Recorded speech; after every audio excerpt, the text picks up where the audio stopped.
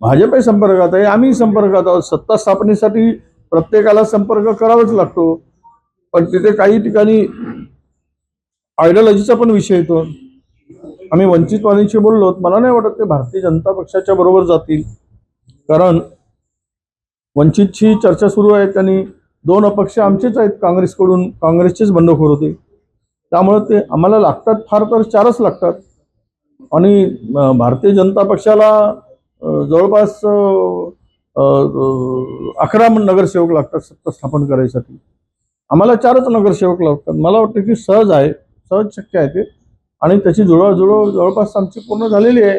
आमच्याकडे आज तरी 34 संख्याबळ आहे, त्यामुळे आम्हाला कशाची भीती वाटत नाही. हे सगळी जी काही बाहेर चालली आहे ती अफवा आहे, केवळ चर्चा आहे असं मी मानतो. मुंबईचा महापौर हा भाजपचाच होणार. शिंदे कितीही प्रेशर केलं तरीही त्या प्रेशरला बळी जाऊ नये, आणि असे निर्देश वरून आलेले आहेत केंद्राला की मुंबईचा महापौर हा भाजपचाच होणार. आता संख्याबळ त्यांच्याकडे आहे, संख्याबळ भाजपकडे आहे, मोठा पक्ष तो आहे, नॅचरल आहे की तो त्यांच्यावर दावा करत असतील. आता शिंदे साहेबांचं काय मत आहे त्यावर त्यांचं ते ठरवतील, ते द्यायचं की नाही द्यायचं, बसायचं की नाही बसायचं. पण एक आहे की मुंबईचा महापौर भाजपचा होणं म्हणजेच व्हाया, जी आता नोटिफिकेशन गुजरातच्या भाषेमध्ये, गुजराती भाषेत निघालं पालघर जिल्ह्यात, तर उद्या त्याची सुरुवात व्हाया पालघर मुंबई शिरका होण्यासाठी दार मोकळे करून देणं आहे, दरवाजा उघडून देणं आहे, आणि मुंबई कोणाच्या इशाऱ्यावर उद्या चालेल हे आता स्पष्ट होईल. मुंबईमध्ये बिहार भवन उभारलं जात आहे. हो, आनंद आहे. मुंबई ही आर्थिक राजधानी आहे. सर्व प्रांताचे भवन जातीनिहाय मतासाठी उघडले गेले पाहिजेत, तयार केले गेले पाहिजेत, बांधले गेले पाहिजेत, आणि मुंबईतही मतं घेता आली पाहिजेत आणि बिहारमध्ये मतं घेता आली पाहिजेत. इथे कुठलंही काही बंधनच राहिलं नाही. कुठल्याही भाषा, आपल्या कुठल्याही प्रांतातील लोकांसाठी भवन बांधणं, आणि ते केवळ त्यांच्याशी भावनिक नातं आहे म्हणून नाही, तर मताशी नातं जोडलं आहे म्हणून हे सगळं उपद्रव करणं आहे असं मी मानतो. कर्नाटकामध्ये स्थानिक स्वराज्य संस्थांच्या निवडणुका बॅलेट पेपरवर घेण्याचा निर्णय येथील निवडणूक आयोगाने घेतलेला आहे. हो, पण इथला निवडणूक आयोगाला म्हणजे कळत नाही ना. इथल्या निवडणूक आयोगांची बुद्धी जरा भ्रष्ट स्वरूपाची झाल्यासारखी लोकांना वाटत आहे, आणि ती हिंमत करत नाही. हे इथला निवडणूक आयोग हे सत्ताधाऱ्यांचा मांडलिक झालेला आहे. आता मांडलिकत्व स्वीकारणारा, स्वायत्त गमवणाऱ्याकडून आपण काय अपेक्षा करणार? कुठल्या पारदर्शकतेची अपेक्षा करू? कुठे स्वच्छपणे निवडणुका होण्याची अपेक्षा करू? जे काही आता महानगरपालिका आणि नगरपरिषदा झाल्या, कुठेतरी दिसला काय निवडणूक आयोग? त्याची भूमिका दिसली का? फक्त तिकडे निवडणूक कार्यक्रम घोषित करताना एक पोपटसारखं बोलणं आणि प्रेस कॉन्फरन्स घेणं, याच्या पलीकडं महाराष्ट्रात निवडणूक आयोगाची भूमिका अजिबात दिसत नाही. म्हणजे हे तर गुलाम झाले सत्ताधाऱ्यांचे. म्हणजे सत्ताधाऱ्यांच्या ताडाखालची मांजरं झाल्यासारखी ही मंडळी आता वापरत आहेत. त्यामुळे उद्या लोकशाहीला अशा प्रवृत्तीमुळेच भविष्यात धोका निर्माण झाल्यास याला ही मंडळी जबाबदार राहील. दावोसमध्ये पहिल्याच दिवशी लाखो कोटी रुपयांचे करार महाराष्ट्र सरकारसोबत झालेला आहे. कशा अर्थानं तुम्ही या सगळ्या करारांकडे? नाही, आता दावोसमध्ये महाराष्ट्राचे करार सर्वाधिक झालेत की देशातील इतर राज्याचे झालेत? कुठल्या कंपन्यांनी केलेत? जर भारतातीलच कंपन्यांनी दावोसमध्ये जाऊन जर करार केला असेल अधिक, तर मग तो महाराष्ट्रातच करता आला असता. बाहेरची इन्व्हेस्टमेंट किती येते आहे याला महत्व आहे. बाहेरचे उद्योग जगातील किती येत आहेत महाराष्ट्रात त्याला महत्व आहे. महाराष्ट्रातलेच घेऊन जा गाठोडं बांधून, आणि तिथं गाठोडं खोला आणि ते ओपन करून सांगा पुन्हा गाठोडं बांधून महाराष्ट्रात आणा. याला काय अर्थ आहे? त्यामुळं आम्ही त्यावर लक्ष ठेवून आहोत की ज्या वेळेस ही सगळी आकडेवारी बाहेर येईल, तिथे कोण इन्व्हेस्टमेंट महाराष्ट्रात करतायत, भारतातील आहेत, महाराष्ट्रातील आहेत की परदेशातील आहेत, त्यानंतर खराच चेहरा पुढे येईल. पुढच्या 5 वर्षानंतर जेव्हा निवडणुका होतील तेव्हा विरोधकांना जे पळून लावू आणि पूर्ण मुंबई हिरवी करू असं एमआयएमसी मुंबईमध्ये निवडून आलेल्या नगरसेवकांनी वक्तव्य केलं. हे भारतीय जनता पक्षाने दिलेली स्क्रिप्ट आहे. ते वाचून दाखवलंय. त्यात काही फार नवीन आहे असं मला वाटत नाही. चंद्रपूरमध्ये सत्ता स्थापनेचे सर्व अधिकार तुम्हाला दिल्याची माहिती आहे. पक्ष हायकमांड करण्याचं काय आहे, प्रदेश पातळीवरून तुम्हाला सगळे सत्ता स्थापनेचे अधिकार देण्यात आलेले आहेत. कोण गटनेता असेल काय? नाही असं काही नाही. आम्ही दोघेही मिळून ठरवू, खासदार आणि आमदार मिळून. मी नेता आहे, ते खासदार आहेत, आमच्या प्रतिभा. आम्ही दोघे बसू आणि गटनेताही ठरवू, महापौरही ठरवू, सर्व आम्ही ठरवून घेऊ. अमरावती अकोल्यामध्ये भाऊ काय, अमरावती अकोल्यामध्ये काँग्रेसची काय रणनीती म्हणजे काय प्रयत्न आहे? नाही अजून मी माहिती घेतली नाही, पण मला काही ते कानावरही आलेलं नाही.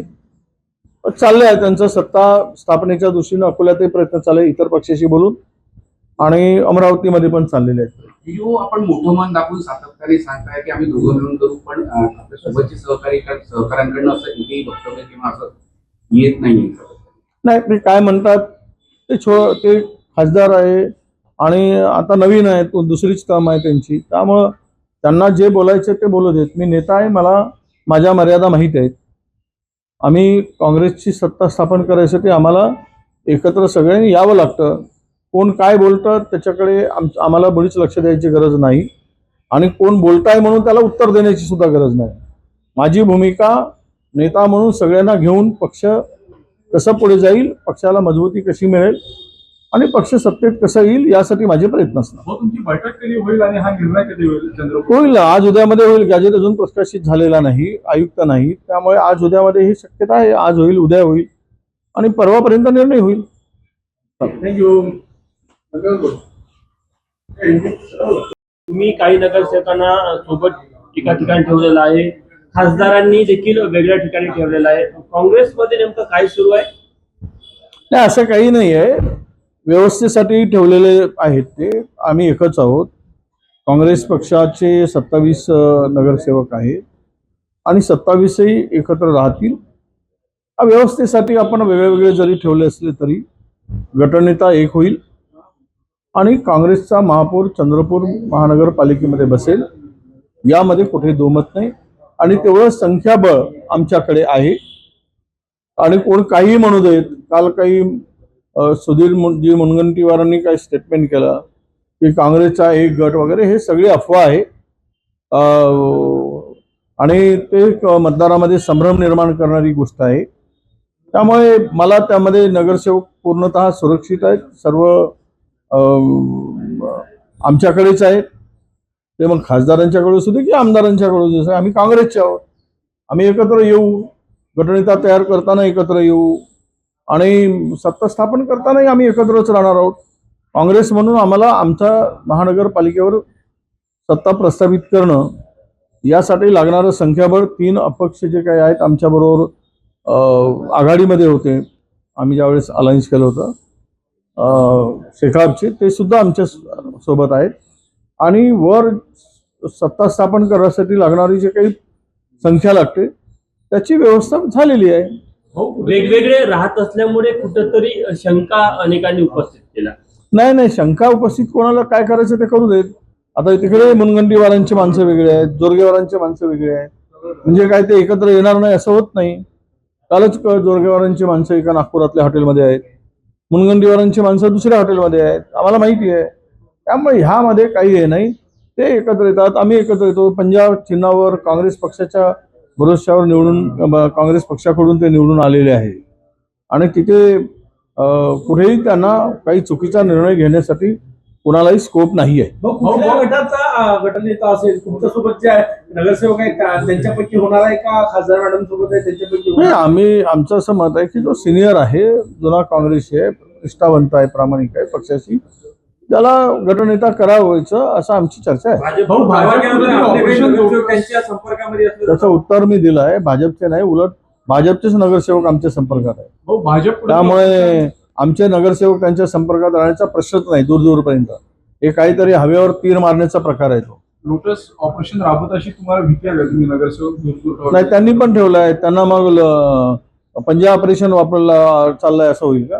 त्यांचे पण नगरसेवक बाहेर आहेत, शिंदे साहेबांचे नगरसेवक बाहेर आहेत, उद्या भाजपचे नगरसेवक बाहेर जातील. असं नाही की ठीक आहे एकत्र राहिले पाहिजेत. निवडणुकीच्या पिरियडमध्ये सगळेच एकत्र ठेवतात. शिंदे साहेबांचे सगळे नगरसेवक एकत्र वावरत आहेत, एकत्र दिसत आहेत, जेव्हा की चंद्रपूर मधलं चित्र वेगळं दिसत आहे आणि त्यामुळे एक वेगळा संदेश चालला आहे. न जाऊ दे ना, हा संदेश निवडणूक होईपर्यंतच राहील ना. निवडणूक झाल्यानंतर संदेश संपेल. त्यामुळे आम्हाला माहित आहे की एकत्रितपणे राहून आपल्याला या निवडणुकीमध्ये काँग्रेसला सत्ता मिळवायची आहे आणि जनतेने तिथल्या काँग्रेसला हातात सत्ता देण्यासाठी आमच्याकडे त्यांनी मतदान केलेलं आहे. भाऊ, महानगरपालिकेच्या निवडणुका संपल्या आहेत, पण लाडक्या बहिणींना हप्ते मिळाले नाही. अमरावती, वर्धामध्ये आक्रोश आहे. नाही, ते आता निवडणुकीच्या तोंडावर जुळवाजुळव करायचा प्रयत्न केला. 14 तारखेला 15ला निवडणूक आहे. 14 तारखेला त्यांच्या अकाउंटमध्ये पैसे घालून पुन्हा मतं मिळवण्याचा केविलवाणा प्रयत्न सत्ताधाऱ्यांनी केला महायुतीने, परंतु त्यामध्ये ते पैसे नसल्यामुळे, काही कमी पडल्यामुळे सफल झाले नाही.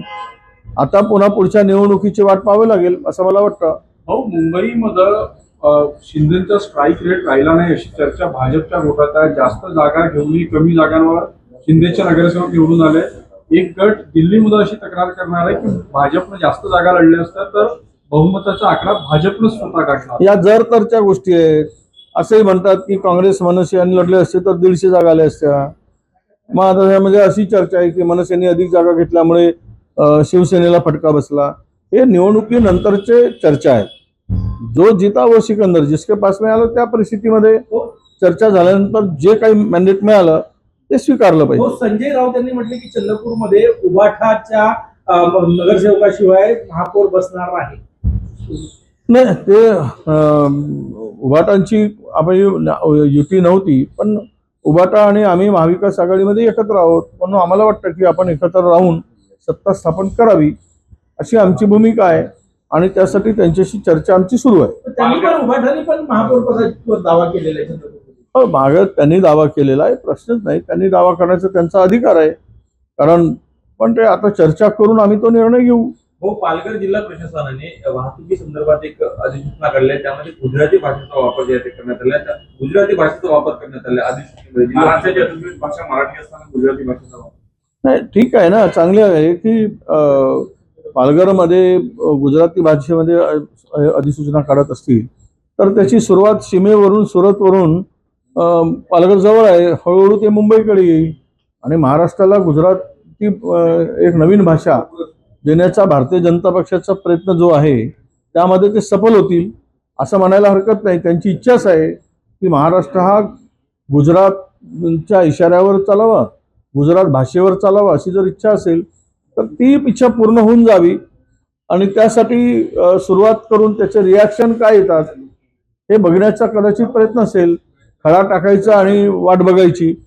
तर भारतीय जनता पक्षाची भूमिका या संदर्भात आम्हाला नवीन वाटत नाही. हो, चंद्रपूरमध्ये भाजप